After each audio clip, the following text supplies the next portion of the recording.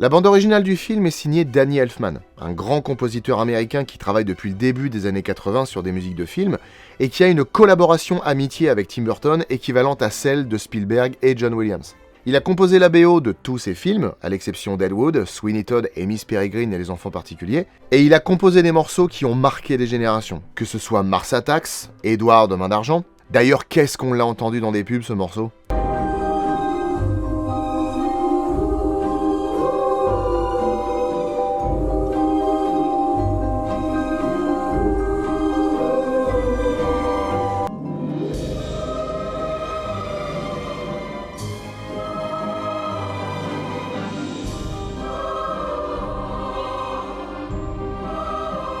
Charlie et la chocolaterie avec ce thème principal qui me fait toujours penser à des gens qui croquent des barres de chocolat.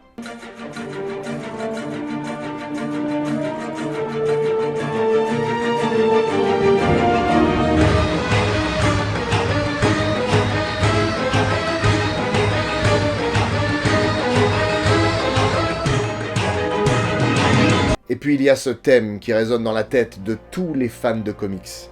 Ce thème qui résonne dans la tête de tous ceux qui sont la vengeance, qui sont la justice, qui sont la nuit. Et de tous ceux qui prennent leur petit déjeuner devant les minicums dans les années 90.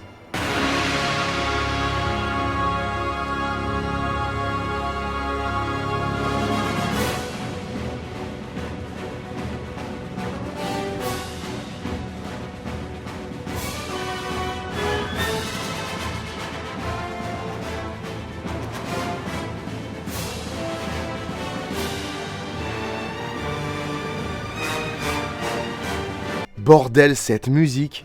Niveau thème de super-héros, je sais pas si on a déjà fait mieux. Quoique.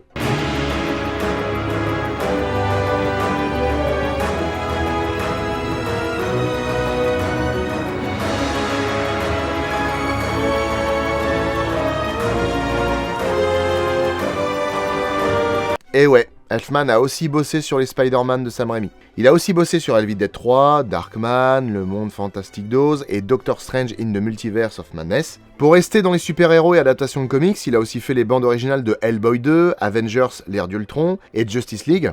Niveau film de monstres, il a travaillé sur la saga Men in Black, Wolfman de Joe Johnston, L'étrange Noël de Monsieur Jack, dont il a d'ailleurs chanté certaines chansons, le Hulk d'Ang Lee et 65 La Terre d'avant. Il est aussi à l'origine de super thèmes de séries télé, comme celui des Contes de la Crypte,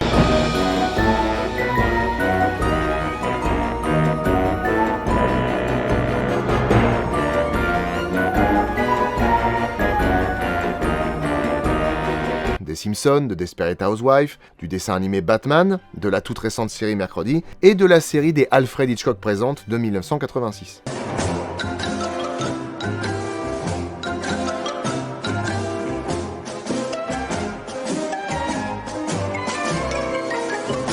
Ce qui est amusant quand on sait qu'il a aussi composé la bande originale du film Hitchcock, un biopic sorti en 2012 avec Anthony Hopkins, qui était d'ailleurs très bien. Donc au final, Danny Elfman est un très grand compositeur et il n'a pas fini de nous surprendre. J'adore son travail sur Beetlejuice. L'ambiance, les thèmes, tout est aussi gothique et porté sur l'expressionnisme que l'image. Commençons par les thèmes de Beetlejuice, parce qu'il en a deux. Le premier, qui fait l'ouverture du film, est iconique. À la fois inquiétant et burlesque, il est accompagné de ce tic-tic-tic-tic-tic qui évoque un insecte grouillant.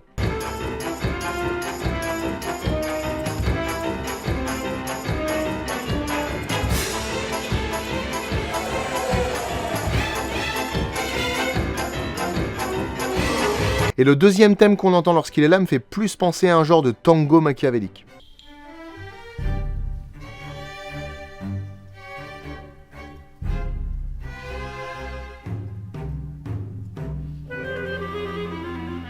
Lydia a un thème mélancolique et macabre qui est, comme elle le dit, étrange et surnaturel.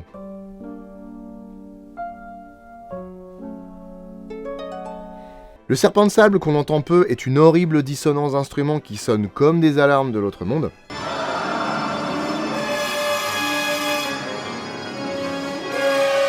D'ailleurs, elle est pas si éloignée de celle qu'on entend à l'apparition de Beetlejuice.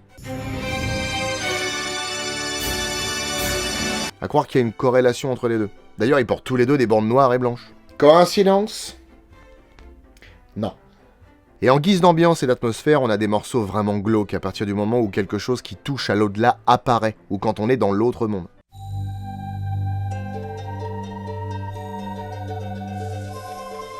Et pour finir, je vais déterrer un souvenir que moi seul aura conservé dans un coin de mon crâne. Mais j'ai envie d'en parler. Ce morceau qu'on entend quand Adam et Barbara déterrent Beetlejuice,